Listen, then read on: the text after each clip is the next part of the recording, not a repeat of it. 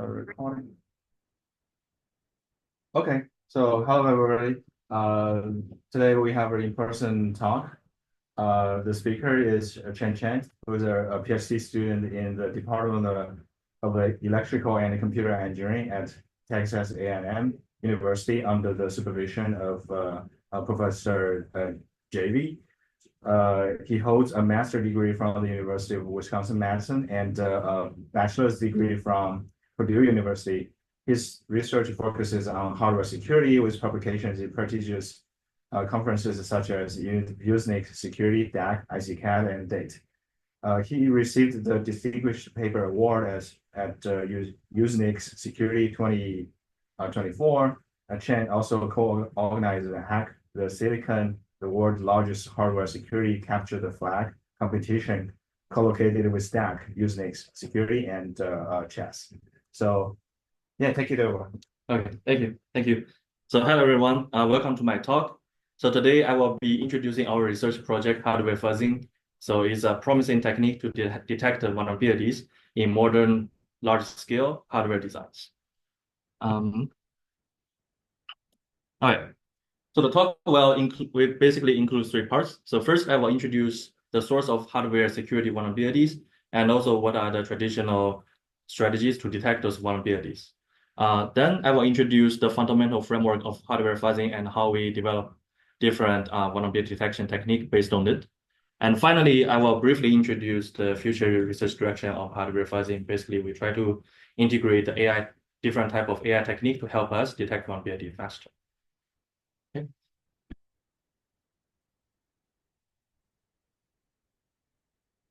Yeah.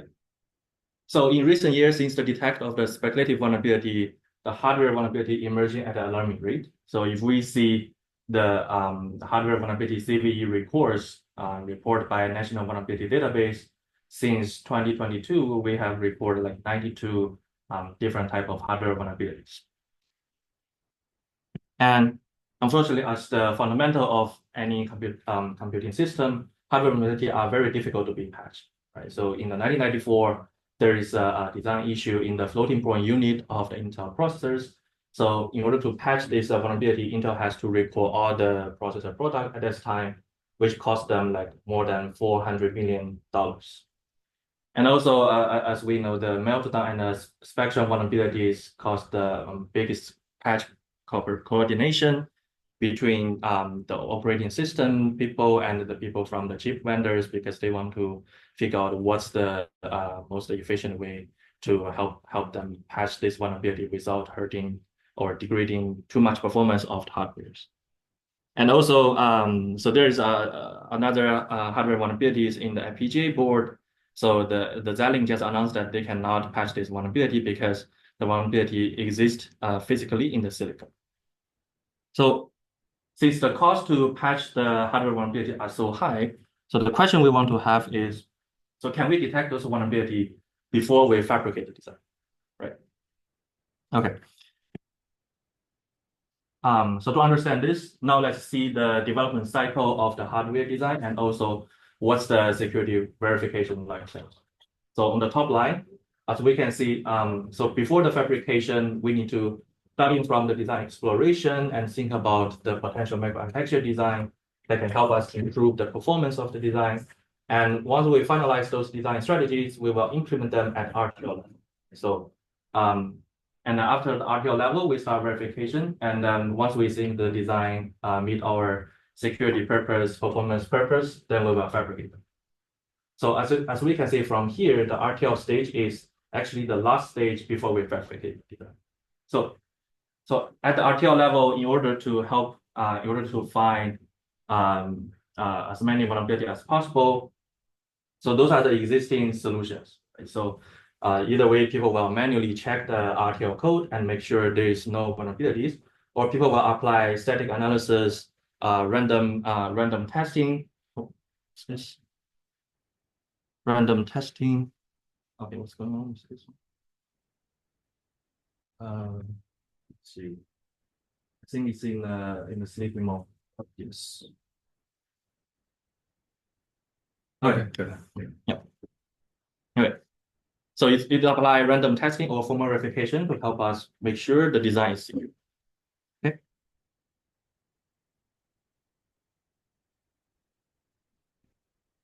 But the existing verification technique has their limitations. So for example, the first one is a formal approach that it will convert any RTL design into a formal language. And then it will prove based on the syntax of formal language to make sure the product is secure. However, the proof verification is quite time consuming because even if it want to verify a single AES core, it will take like around 30 minutes. So if we want to verify like a processor or even larger design like SoC, then it will consume longer time.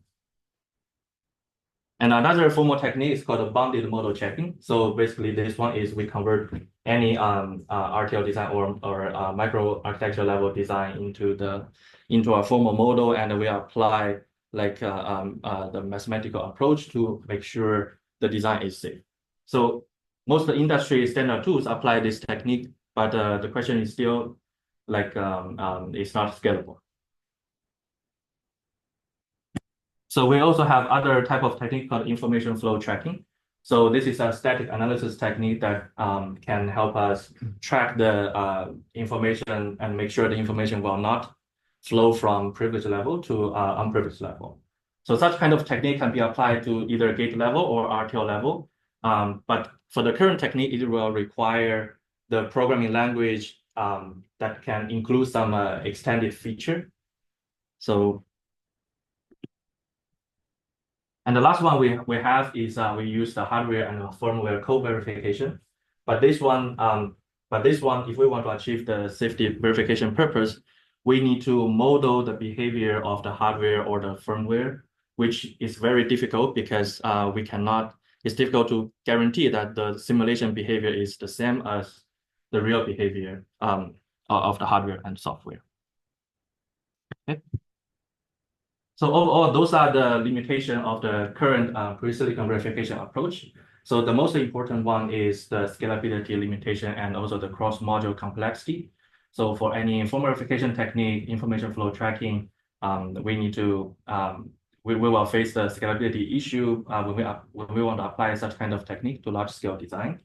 And also, it's difficult for us to model correctly the behavior of those hardware. For example, what's the behavior of the memory components? What's the behavior of the timing?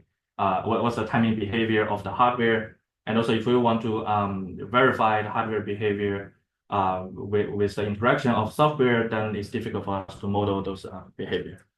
So overall, what we conclude is that using the existing technique is difficult to automatically help us find vulnerabilities in large-scale design and to model those behavior, which will require expert knowledge, and it also is time-consuming. Okay, so to comprehensively understand the hardware vulnerability and the limitation of existing technique, we hold the Hack the Silicon, so basically the world's largest capture the flag competition for hardware. So these competitions are co-located at DAG, Usenix, Security, and Chess. So we have hold like more than 10 such kind of competitions, and we have more than 1,000 participants from more than 30 different countries, and those participants are either from industry or academic. So the goal of the competition is to promote the development of hardware security verification technique. So what we do is we provide an open source RISC-V SoC platform, and then we collaborate with people from Intel to make sure we inject the real world vulnerabilities in this platform. And also we collaborate with the Synopsys people to make sure we can provide the industry standard verification technique to the participants. So after we receive so many vulnerability detection report, okay. So we have analyzed the results, and what we realize is like so far, over 60% of the vulnerability are detected using manual inspection. And then for the rest of 40%, they apply formal verification, but they can only use formal verification for like some small SoC peripherals because it's difficult for them to scale the formal technique to like a processor level or the SoC level. So after we understand the limitation of the current technique, we initiate our fuzzing technique. So we compare different verification technique in terms of time and completeness. So random testing involving generating random inputs to test the system. It is less time consuming and easy to implement, but it lacks completeness because it may miss edge cases and rarely find deeper or more complex points. Right. So this approach is effective for catching obvious surface level issues, but cannot guarantee a comprehensive validation. While in contrast, the formal verification relies on mathematical models and formal methods to exhaustively verify the system's behavior. It provides the highest level of completeness, ensuring that every possible scenario is tested. However, this strategy comes at a significant cost in terms of the time consumptions. So what's the goal is like we are looking for an ideal technique. So this technique will give us less time consuming, less time consumption, and also achieve a very high level of completeness in terms of verification. So this is what we want our hardware fuzzing technique to achieve. So hardware fuzzing offers a balanced approach, right? We hope it can provide a more efficient way of uncovering complex bugs rather than the random testing, but also it will consume less time than the formal verification. So fuzzing is actually a wide applied technique in software communities. So major players like Google, they going all in fuzzing, right? They develop different type of fuzzing technique to help them find the vulnerabilities in different software programs. So given the effectiveness of hardware fuzzing, given the effectiveness of fuzzing, so our question is like, can we fuzz the hardware design to help us find the vulnerabilities faster? Okay. So before I introduce hardware fuzzing, first I want to start from the traditional random regression technique. So let's say we have a hardware design under test. Let's say it's a processor, right? So basically, random regression will randomly generate inputs, and then it will collect the outputs from the design under test. Then it will apply a go-to reference model. So go-to reference model means like it will give us given any inputs, it will give us the expected results of the hardware. So in this case, for every input, we will compare the output of the go-to reference model with the design under test. If there are any difference, then we think it is highly likely the design under test will have vulnerabilities. Okay, so the option for the go-to reference model can be, for example, for processor is another processor with the same ISA or same functionality, or we can use like the ISA simulators to be as the go-to reference model. So based on that, we developed our first fuzzing technique. It's called the HUS. So the HUS will first start from a seed generator. So for processors, we basically every input is a sequence of instructions, right? So the seed generator will generate a sequence of instruction as seed, and then we use this seed to start the fuzzing loop. Then we will have this called coverage results. So basically, coverage quantifies like how many design logic, like combinatorial logic, sequential logic that we have the input have been explored in the hardware. Then we use that as a feedback to guide the new input generations. So in our basic framework, once we see an input can cover new coverage points, then we identify it as an interesting input. Then what do we do next is we slightly mutate those inputs to generate more inputs. And then we use those inputs to help us fuzz the design faster than the random regression test. Okay.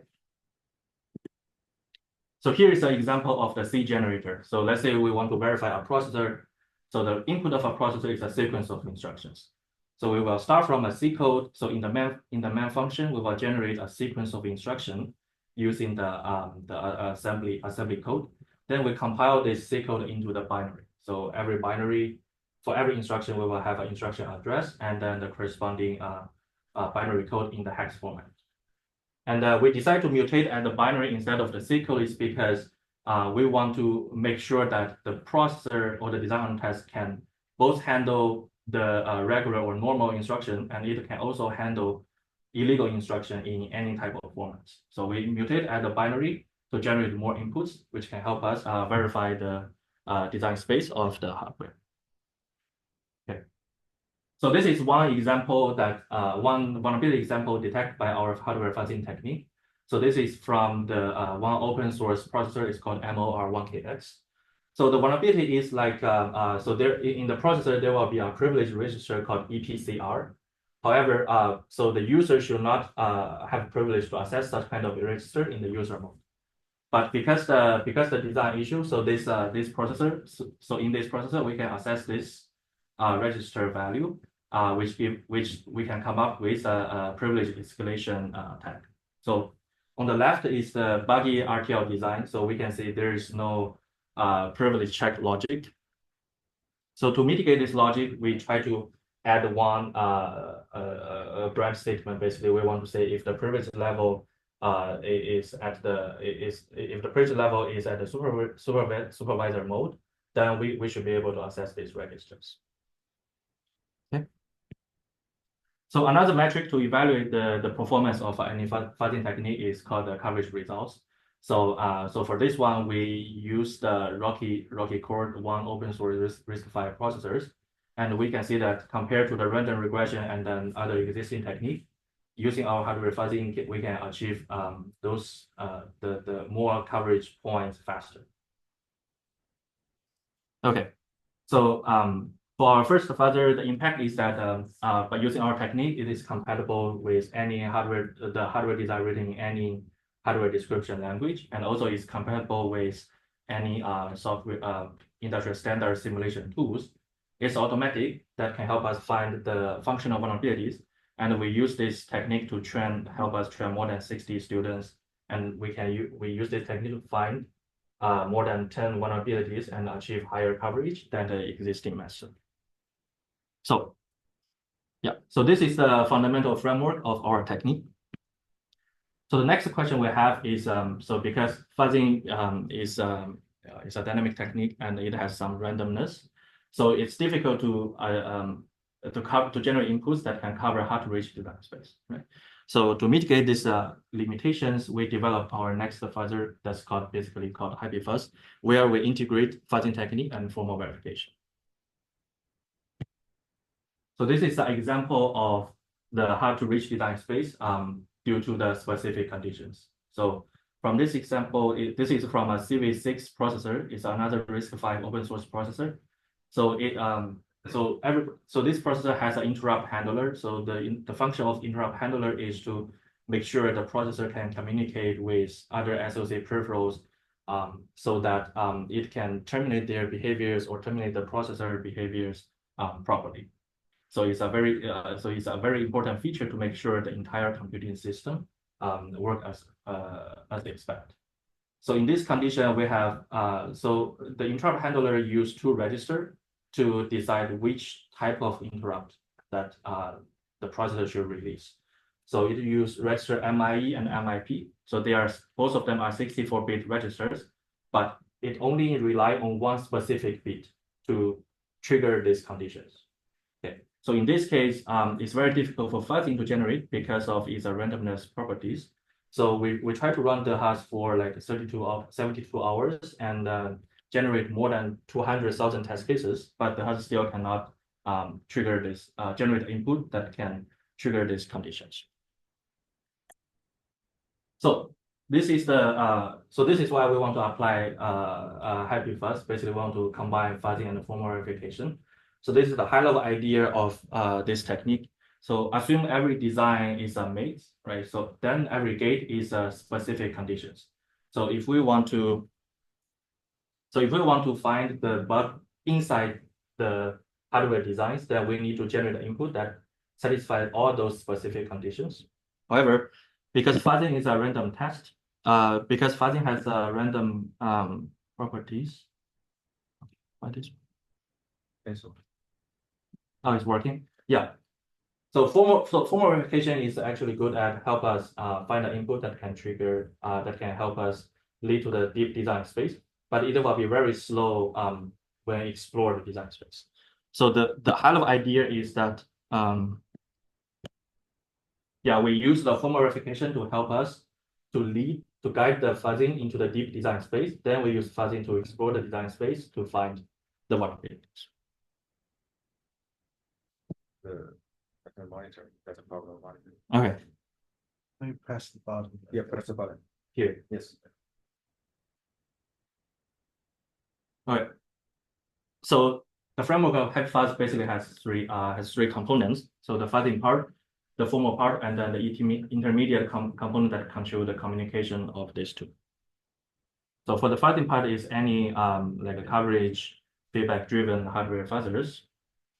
So for the formal part is basically so in our paper we use bounded model checking tools. So we receive the system Verilog assertions as the cover properties, and then we identify if a specific condition is reachable or not.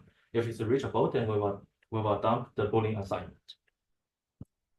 So we integrate this framework. We have basically three main challenges. So the first one is when should we use fuzzing and when should we use formal, right? So because fuzzing is efficient at exploring design space, formal is not. So how can we identify an optimal switch moment to switch from fuzzing to formal? So the second one is, so there will be so many uncovered points in the hardware designs. So which one we should select first?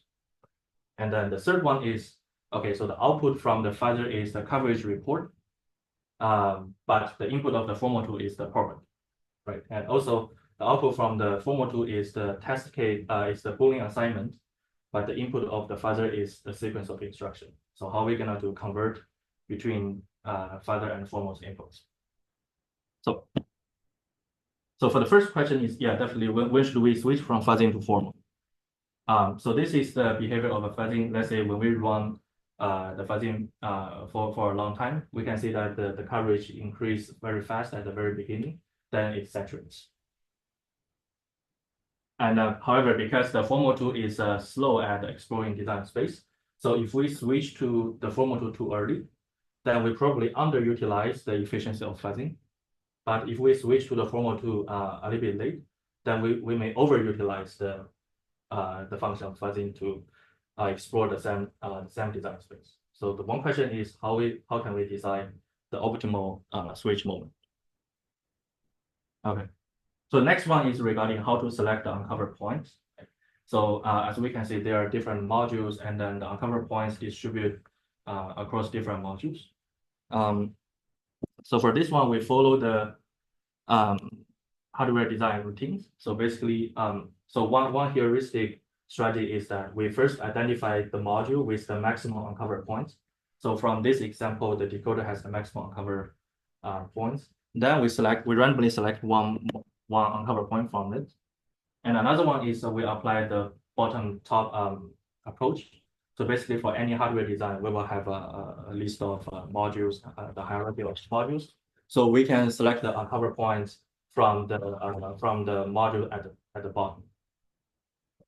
And also by observation, we realize the reason that some points remain uncovered is because the point that would drive the behavior of those points as remain uncovered. So this is a logic dependency.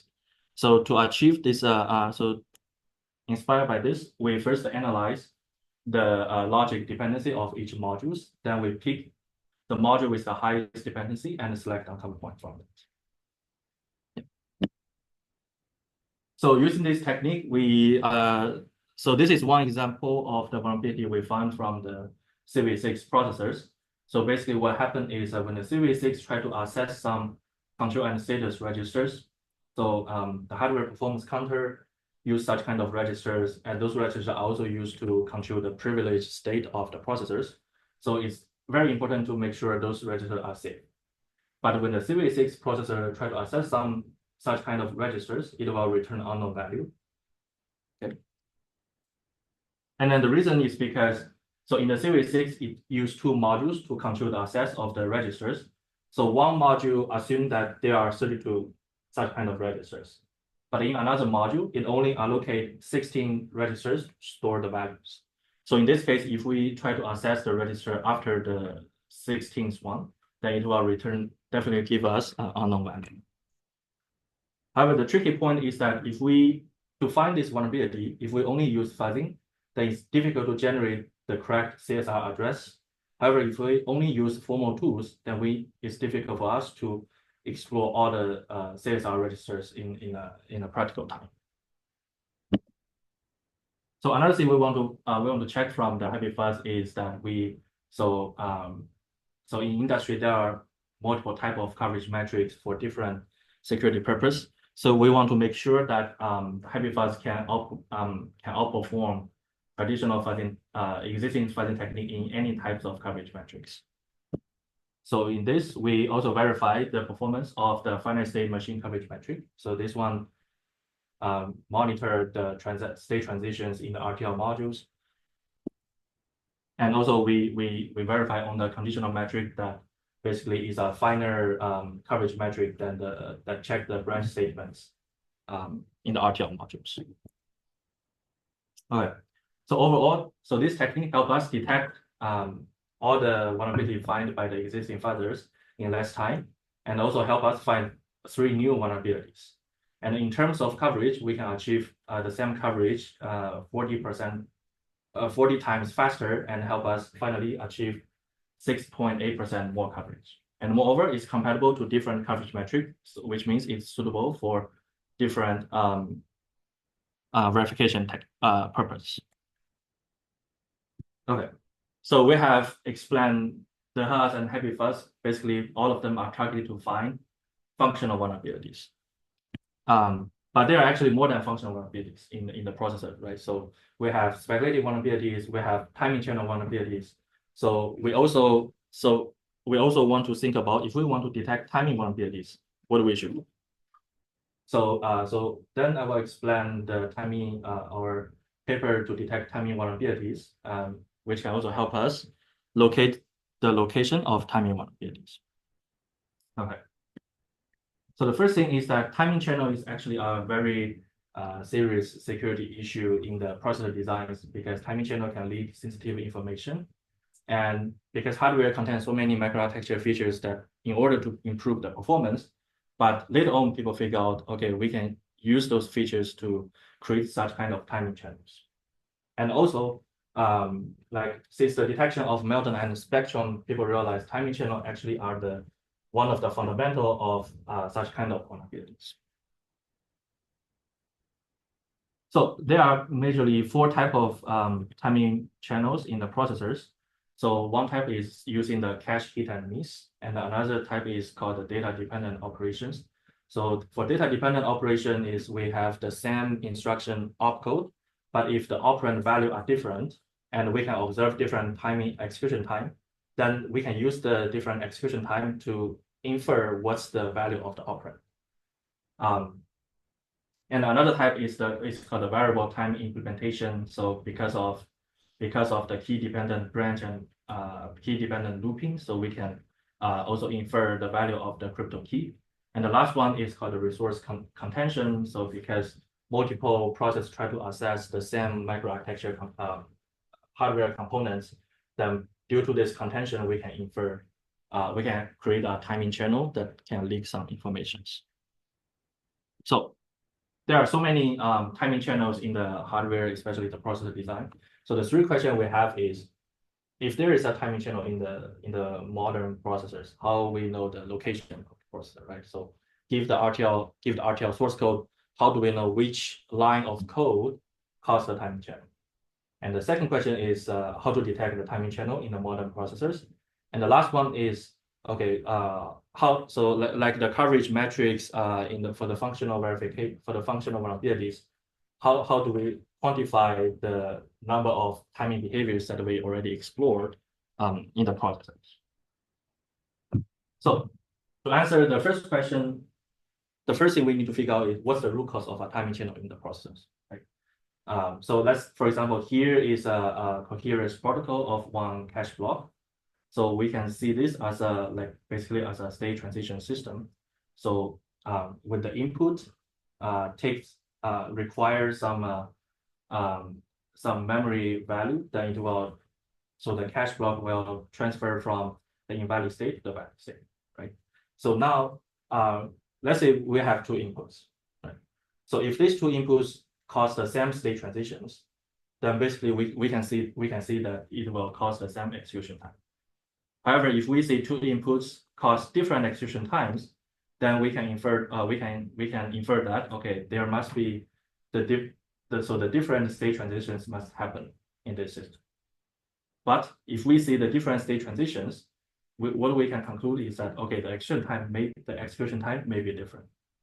So once we understand the root cause of a timing channel in the processors, then what we can do is we apply the information flow tracking technique to track the state transitions. So any inputs that cause different state transitions, we will identify that as the root cause of the timing channel. So this is a high-level idea of the WhisperFuzz paper. So basically, let's say we have the RTL code of a cache module. So first we can identify the micro event logic. Basically, we call it micro architecture state. So we can find the micro event logic from this cache module. Basically, is heat, miss, full, and then when the cache is miss and waiting the data from the memory. So from this micro event logic, we can come up with a micro event graph of the cache. So we can starting from the lookup table, and if it's hit, then it's ready. So and then if the data is not in the cache, then it will go transfer to different microarchitecture states, which will cause different execution time. Okay. So now let's say we have two instructions with different operands. So when we execute these instructions, we can observe different execution time from the processors. And then we can use our micro event graph. So for one input, we can track the state transitions of this module. And for another input, we can track this, we can see the different state transitions of the same module. So in this case, because we have two different state transitions, we can easily identify this node, whenever the logic in this node is the root cause of the timing chain. Okay. So now we know how to locate the timing channel. So the next way is to help us detect the timing channel in the processors. So in this case, what the fuzzer does is it will generate the inputs with the same opcodes but different operand value. Then it will measure the execution time, and after we extract the event graph of all the RTL modules, then we analyze. So based on the event graph, we can identify how many microarchitecture state transition are in each module. So we use that as the total timing behavior of the module. Then we can calculate how many timing behavior has been explored in this module. Also, we have a diagonalizer to help us identify the root cause of the timing vulnerability. So this is the high-level description of the framework. So basically, to detect the timing channel is actually our exploration and exploitation problem. So first, we apply any general hardware fuzzing technique that can help us explore different design space. Then for each input, we mutate the value of the operands. And for this one, we can measure and see which instruction with different operand value cause the execution time to be different. We identify the timing channel. Then we want to locate the timing channel. We use the event graph extraction to get the graph of each module. And then we use the diagonalizer and the coverage analyzer to help us calculate the timing behavior and also the root cause of the timing channel. Okay, so this is a example vulnerability found by the WhisperFuzz. So basically, in the CV6 processors, we find that when we use the same load instruction, same move instructions, but the operand is a zero or non-zero, we can observe different execution time.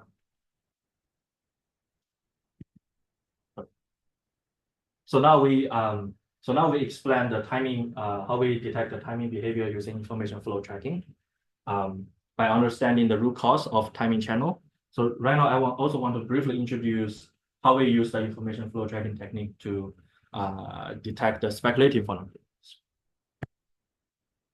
So this is an example of the speculative vulnerabilities. So basically, to exploit such kind of vulnerabilities, we have 3 steps. So the first one is we need to trigger speculative windows in the processors Then within the window, we want to change the microarchitecture states. And once the window terminated, we want to extract those microarchitecture state to leave some information. Okay. Press the button. Okay.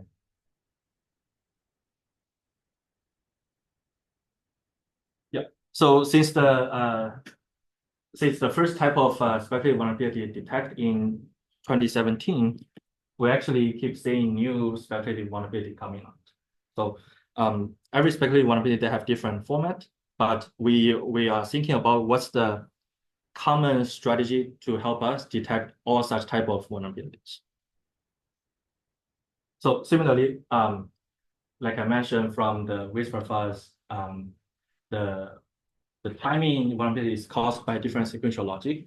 So in the speculative vulnerability, what we can see is we can see that the value is flow from one microarchitecture register to another microarchitecture registers. But in some case, if we can somehow, so if within the speculative window, we can make the value flow from the microarchitecture register to the architecture readable register, for example, the general purpose register or other type of memory address, then we can, so then there is a way to cause the speculative vulnerabilities. So what we are doing here is we apply the information flow tracking to track the value flow from microarchitecture register to registers. And within the speculative window, if we see the value flow from the microarchitecture register to the register, then we think we identify the vulnerability, the speculative vulnerability in the processors. Okay. So from the high level impact, so whisper fuzz help us detect 12 new timing vulnerabilities in the processors, and 8 of them violates the RISC-V constant time instruction list, which consider as a serious security vulnerabilities. And also we apply the IFD fuzz to help us detect spectrum, bandwidth, and sampling or similar type of vulnerabilities. So which we show that it's not limited to just using timing channels. We can also use our technique to detect the leakages by directly access some registers. Okay, so how long do I have? You still have 17 minutes. 17 minutes, okay. Yeah, so now I would like to briefly introduce the future direction of the hardware fuzzing direction. So after we finalize the way to detect different type of vulnerabilities, what we actually realize is that now the key point is how to generate inputs to help us find those vulnerabilities. So right now we start trying to integrate different type of AI technique to help the hardware fuzzing technique to detect vulnerability faster. Okay. So the first one is so when we generate the seeds and when we select the mutation engine, we usually use a static strategy to generate seed and select and schedule the mutation. So now the question is, can we find an optimal optimal way to generate the seed and schedule the mutation? So we decided to apply the particle swarm optimization algorithm. So this is a bio-inspired algorithm that can help us so basically find the optimal solution in a searching space. So every node, we can see every node as a particle and then the entire group as a swarm. So this is like there's a big group of birds try to find the food. If one bird find the food, then it will tell other birds, and then all of them will go to the optimal place. Yeah. So basically, PSO-Fuzz apply the particle swarm optimization algorithm to help us find the optimal schedule of mutation and the optimal way to generate a seed that can help us achieve higher coverage and detect vulnerability faster. Okay, so another way we notice is that so right now the way we generate seeds, they are different, but the quality of seeds also highly decides the performance of the fuzzers. So in this case, we apply the multi-arm bandit algorithm to help us select the seed that can achieve higher coverage and detect vulnerability faster. So the idea is that when the fuzzer generates seed, it will generate a bunch of seeds. And And then based on the coverage results, we use the coverage feedback as a reward, and which we can help us decide which seed has the higher chance to achieve higher coverage. Okay. So the last one is, so right now, the way we generate seeds or do mutation is based on some random algorithms, but how can we generate the inputs that is more similar to real world user applications, right? So in this case, we apply large language model to help us generate the inputs that is more similar to the real world application. And then, so the way we do is we basically apply the large language model, and then so we ask the large language model, hey, can you give me the a sequence of instruction that can that is widely used in the user programs. Then we apply such kind of inputs to the design on the test, and then also to our go-to reference model, so to detect the vulnerability. And based on the coverage feedback, we tell the large language model, okay, this is a good input, this is a bad input because of coverage, because of vulnerability detection, or whatever the metric. This is also to generate the inputs. So yeah, so from the impact, using these three fuzzing techniques, we can help us detect the existing vulnerability faster, and also help us achieve the same coverage also faster compared to our other fuzzing techniques. So overall, this is the impact of our hardware fuzzing projects. So we detect 14 new functional vulnerabilities. We detect 12 new microarchitecture vulnerabilities, and 7 of them give us the new CVE numbers. And also our technique has been reported by the IEEE Spectrum, and also interviewed by the people from the Semiconductor Engineering magazine. Okay, and this is the publication of all our paper. So now here is the future work of the hardware fuzzing project. So from the application aspect, right now we are majorly doing white box fuzzing to help us find the white box vulnerabilities, the vulnerabilities from the open source processors. We also want to scale our fuzzing technique to the SoC level verification analog device. And also, if we don't have the source code of the design, then how we're going to fuzz the design to find the vulnerability, and how we can use the FPGA to help us accelerate the fuzzing process. And also, as I mentioned, the way we generate inputs is very important, because different inputs can trigger different type of vulnerabilities. So we also want to apply more advanced AI technique to help us improve the efficiency of fuzzing. And the last one is regarding how to mitigate the vulnerability at the RTL level. So we detect the timing side channel, we detect the speculative vulnerabilities. So what's the strategy to mitigate those vulnerabilities so that it will not degrade the performance of processors, but also make sure those vulnerabilities does not exist in the hardware. Okay. So finally, I want to thank you for for my collaborators, so especially my advisor, Dr. J.V. Rajendra, and also my colleague, Raghu Candy, and then Dr. Vasudev Gohil, who just graduated several months ago. And also I want to thank you for the professor from TU Darmstadt, Dr. Ahmad Sadki, and also Muhammad Rostami, and also my collaborator from IIT Madras, Dr. Chester Ribeiro, and Pallavi Bokar. Okay, thank you for listening. So please feel free to check our paper. And if you have any questions, yeah, I'm here to answer. Thank you for the talk. So any questions online or here? Okay, we'll go with Daniel. So you said you started using large language model with your fuzzing techniques. What code is it actually generating from the large language model?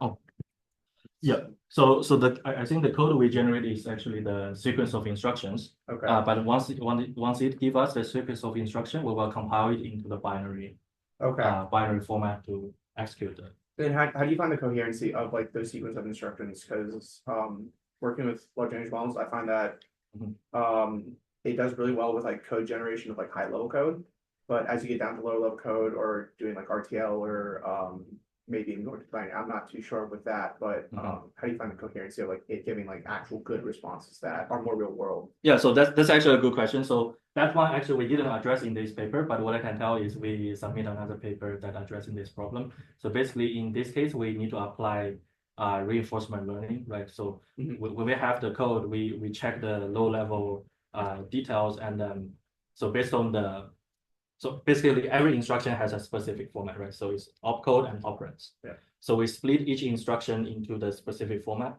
and then we apply the reinforcement learning to say, okay, is this instruction a good instruction or bad instruction? If it's a bad instruction, then which component we should replace. Okay. So that's the way we fine tune the low level instruction to give high quality. Okay, replace. cool. Yeah. Thank you. Yeah. Okay. For the bug that you mentioned earlier, it was like users should not be able to access a certain register without a privilege escalation level. So you added that check, and you said the property generator, I think, exposed that.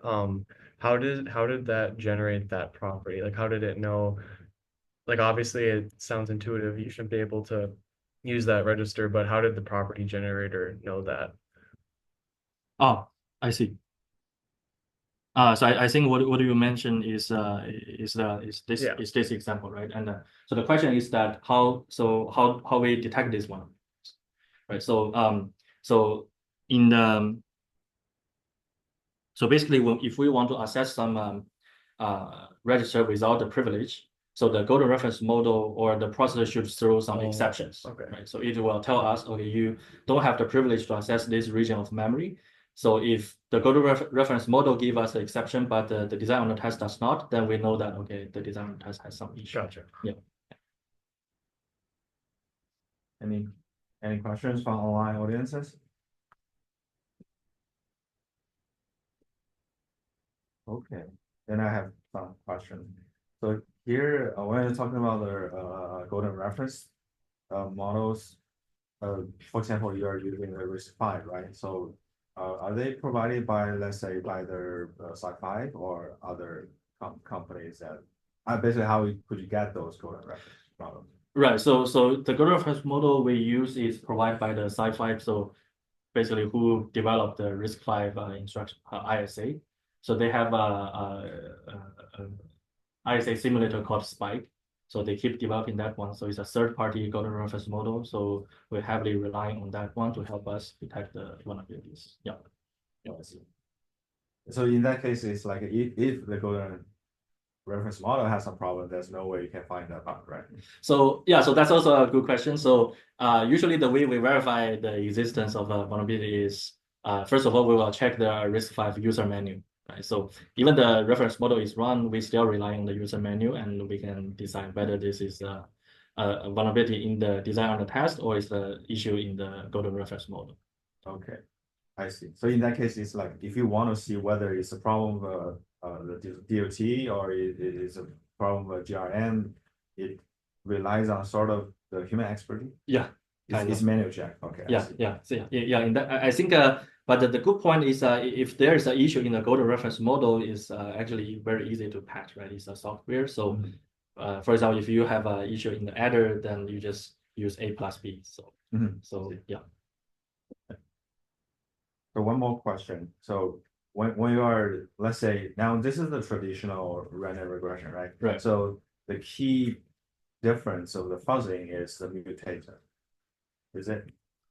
So okay. So far this so answer is yes or no. So the key difference is one is the mutation engine, and then another one is we have the coverage feedback to guide the mutation engine. I see. Yeah. So it's like any general machine learning strategy. We have feedback, and then based on the feedback, we do some actions, and then we do something here. But this framework is inspired from software fuzzing.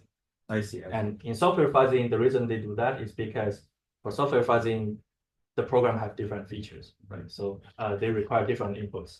So in that case, they make the framework to be very general so that they can take any type of inputs and then to fuzz the design.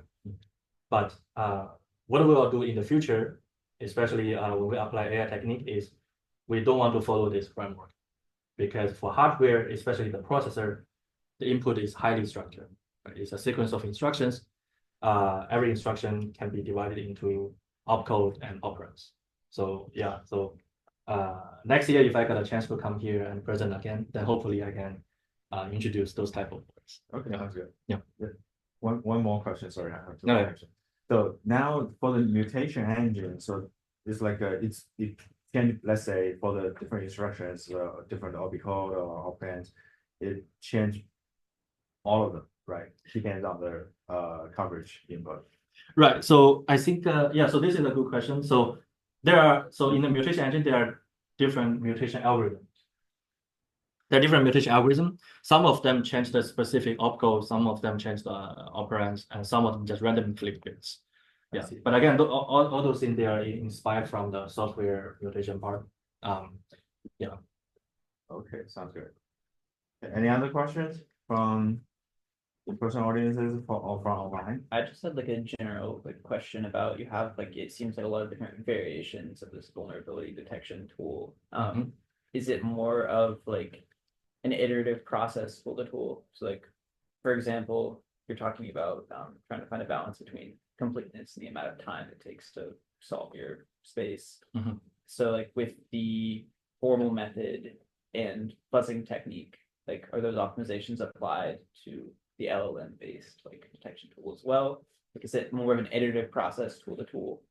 Right. I think yeah, this is also a good question. So right now we didn't apply the same technique to the LLM stuff. Right now what we do is we apply so we split the fuzzing problem into two parts. First part is how to detect different type of vulnerability. Another part is how to generate inputs. Right. So for generate inputs part, we apply different technique like integrating with form verification, apply a large language model, blah blah blah, those things. But so far all the technique are developed individually. Okay, so each new tool is isolating a Yeah, specific isolate. feature, and then maybe in the future you'll integrate more together. Yeah. I'm sorry, I have another question. It's okay.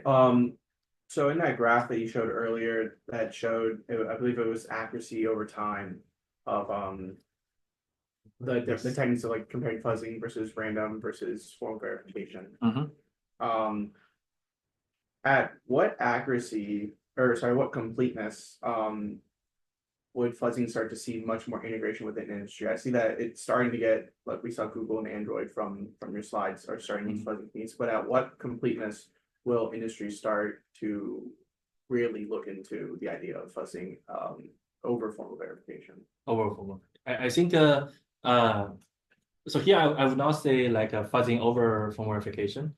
It's more like when the industry verify a design, industry have one more options. Okay. So now the question is, instead of saying using one but not another, it's like when should we use this technique and when should we use another technique? And in what situation we should use this one? In what situation we should use another technique?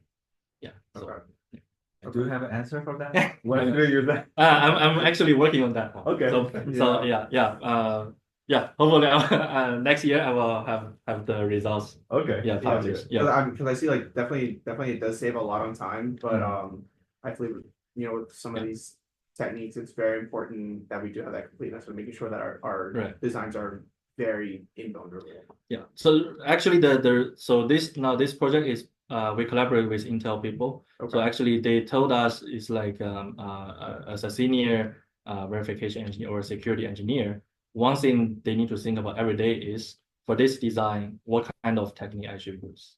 So they keep thinking about this one, and then they also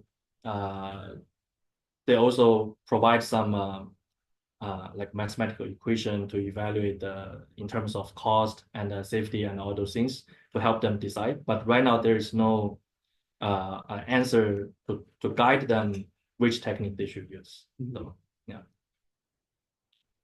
Sounds good.